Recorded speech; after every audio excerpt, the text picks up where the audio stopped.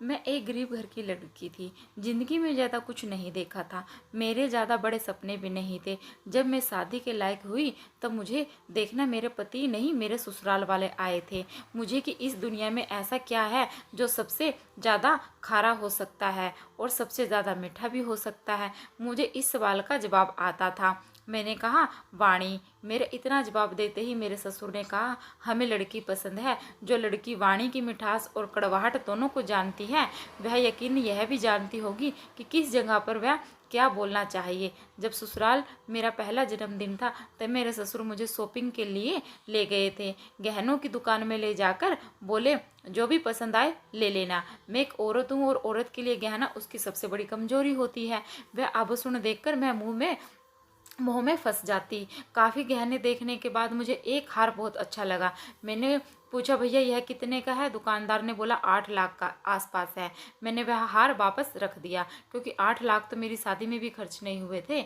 मेरे ससुर सब देख रहे थे। दुकानदार से बोले, यही हार पैक कर दो भाई, कल बहू का मेरे घर में पहला जन्मदिन है, इसे यही हार तोहफे में दूंगा। दुकानदार ने अपने जीवन भर की बचत एक बहू के जन्मदिन पर लुटाने वाला ससुर पहली बार देखा था। मेरी जिंदगी का सबसे यादगार दिन मेरे ससुराल में मनाया गया।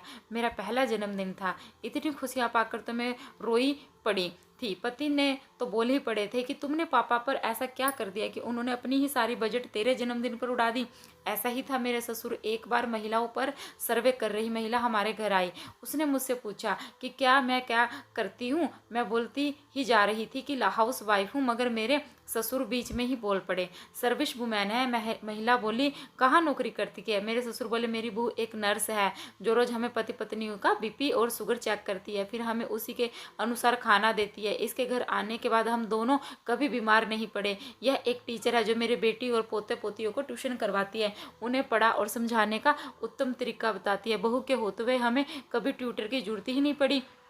एक झाड़ू पोछा लगाने वाली बाई भी है, सुबह से लेकर शाम तक इसी काम में लगी रहती है। इसी की मेहनत है और चतुरता से घर जैसे दिखता है, घर की ही हर चीज़ से लेकर रखने का इससे ज़्यादा हुनर किसी के पास नहीं है।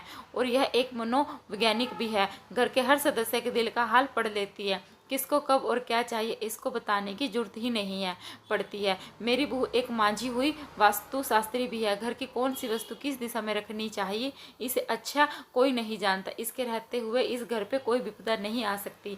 इसी की बदौलत मेरा बेटा बिना टेंशन के कमाता है। महिला सुने जा रही थी और ससुर जी बोले जा रहे थे। मेरी भारी आंखों से उन दोनों को देख रही थी। ससुर आगे बोले, मेरी बहू एक योगा टीचर भी है। यह पूरे परिवार को 5 बजे उठा देती है, फिर सबको योगा क्लास चलाती है। बहू की बजट से ही मेरा परिवार रोग मुक्त है। महिला बोली, यह कोई सर्विस नहीं है, इन कामों से कौन सी आमदनी होती? ससुर बोले, यह काम सेवाओं में आते हैं, जैसे शिक्षा चिकित्सा, इनमें से बहुत आमदनी होती है पर दिखती नहीं। देख तो इन्हीं की वजह से मेरा परिवार फल फूल रहा है।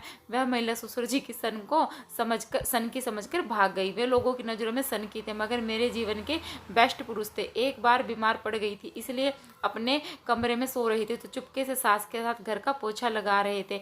मैं बोली, पापा जी है क्या काम करके मुझे पाप का भागी मत बनाओ। यह बोली, बिटिया तू आराम कर, तू रोज घर की साफ सफाई करती है, तभी तो लक्ष्मी जी इस घर पर मेहरबान है। मैं भी चाहता हूँ मेरी बेटी का घर एक दिन भी गंदा ना रहे। जब ससुर जी इस दुनिया से विदा हुए तब सबसे ज्यादा मैं ही रोई थी।